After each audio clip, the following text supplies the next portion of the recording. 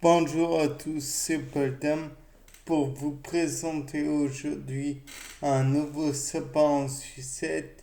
Et aujourd'hui, je me suis dit qu'il existait différents types de venin, comme je vous l'ai probablement dit précédemment. Et il existe aussi différents types de sang. Donc, si on peut parler de sang, ou de lymphe ou d'hémolymphe. En somme, voilà, il y a différents types. Et je me suis dit que éventuellement certains sangs, comme celui du crabe fer à cheval que l'on a précédemment vu, donc la limule, pouvait éventuellement coaguler sur le venin en question.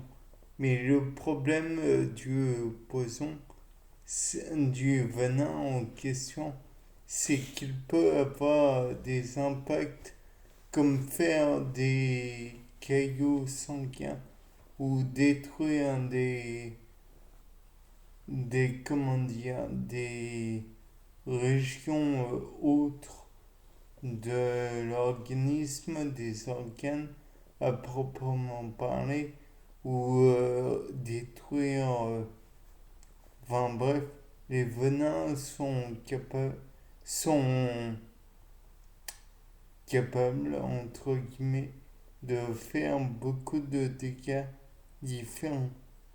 Donc le fait d'utiliser juste le sang de la limule serait utile pour l'extérieur du corps. En revanche, pour l'intérieur, c'est impossible à part si on utilise des poisons, des venins inoffensifs, donc qui ne feront rien. D'ailleurs, à leur DL médiane, leur DL50, où ils ne produisent. Non, en fait, même à leur DL50, ils peuvent produire des effets détestables si on injecte le sang de la limule. En revanche, si on injecte ce poison à, comment dire, à des levures de pierre Saccharomyces cerevisiae, on peut envisager que celui-ci va produire en réponse peut-être des éléments antitoxiques qu'on pourra éventuellement centrifuger. Et mais ça c'est peu envisageable réflexion faite. Le fait est qu'on prendra plutôt un animal de plus forte constitution que l'être humain, comme un éléphant par exemple, et on va lui injecter le poison en question. Il va produire des anticorps et nous allons prélever le sang en question de l'éléphant, prélever une partie, puis le centrifuger afin de ne retirer que les anticorps, je présume. Mais là n'est pas la question. Si, si on fait produire cet antipoison par l'éléphant, on va devoir prélever un éléphant.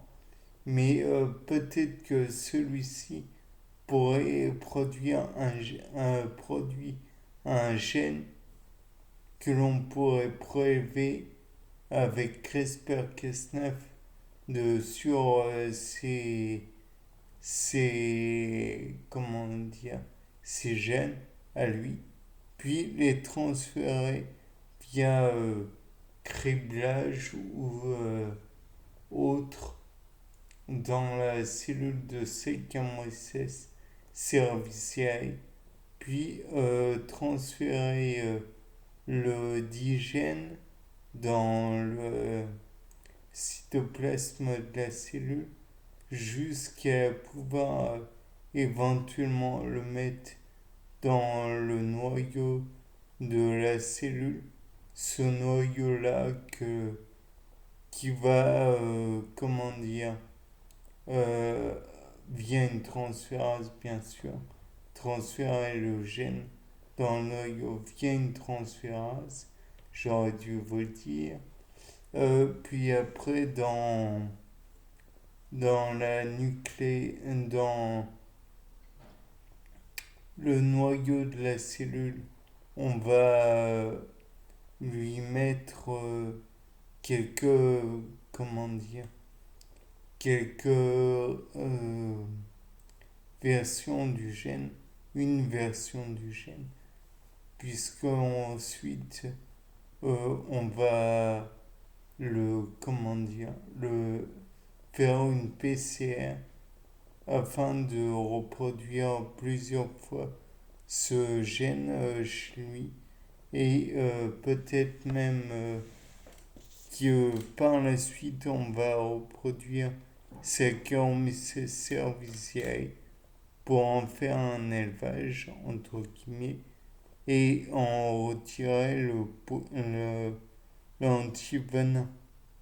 Bien sûr, tout cela n'est qu'hypothétique et ce que l'on peut faire, c'est pour être sûr de, comment dire, de de l'efficacité de ce qui vient d'être dit, pardon, c'est reprendre ce venin et y mettre les anticorps, pas les anticorps, la Saccharomyces cerevisiae.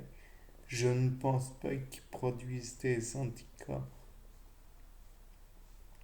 mais éventuellement des antitoxines qui vont annihiler les effets de, comment dire, du venin.